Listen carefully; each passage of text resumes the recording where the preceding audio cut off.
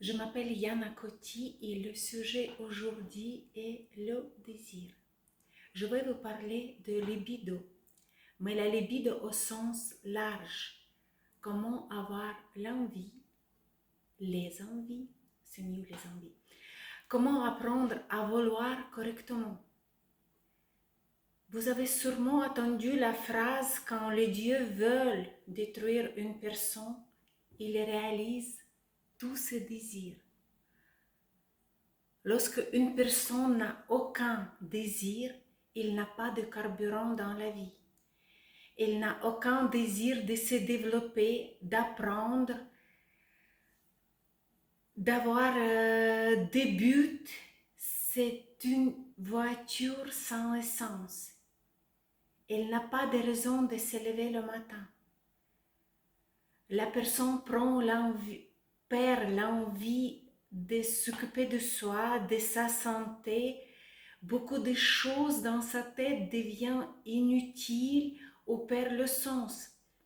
Et la personne remarque qu'il n'a plus de désir de vivre. Il n'y a plus de couleur dans sa vie.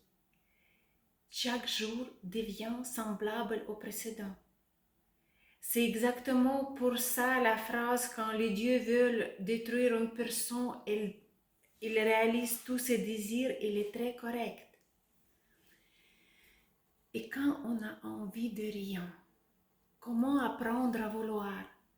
Pourquoi on a cette absence de désir? L'une des raisons les plus courantes, c'est qu'une personne ne se sent pas droit de vouloir quelque chose. Dans sa vie, je dois est remplacé par je veux. Je dois aux parents, aux enfants, à mon partenaire, à la société, au monde. Je vois souvent des gens, plus souvent les femmes, qui se sentent coupables de consacrer le temps et des ressources pour eux, uniquement pour eux. À quoi d'autre pensons-nous avec le mot désir?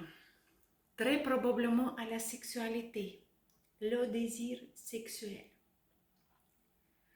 Mais la libido au sens large, elle est également une impulsion à la vie.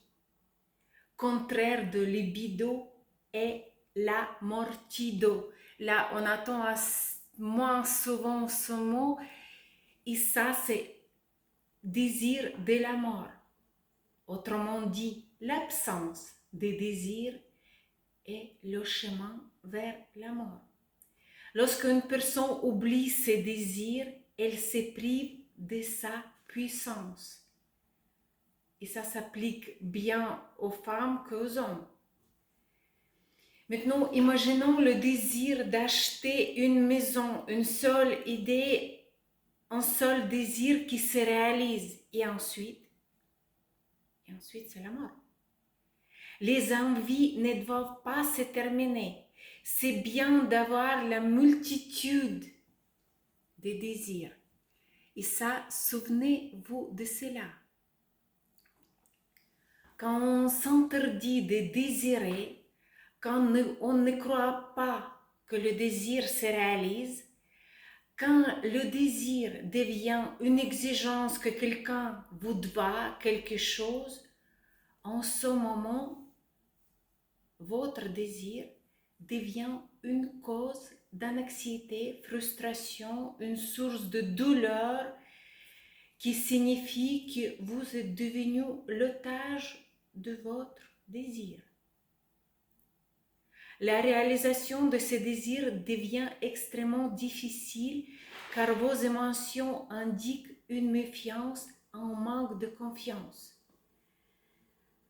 Le véritable désir donne les ailes à une personne. Il remplit sa vie de couleurs. C'est la présence de tels désirs qui rend une personne intéressante, charismatique et spéciale.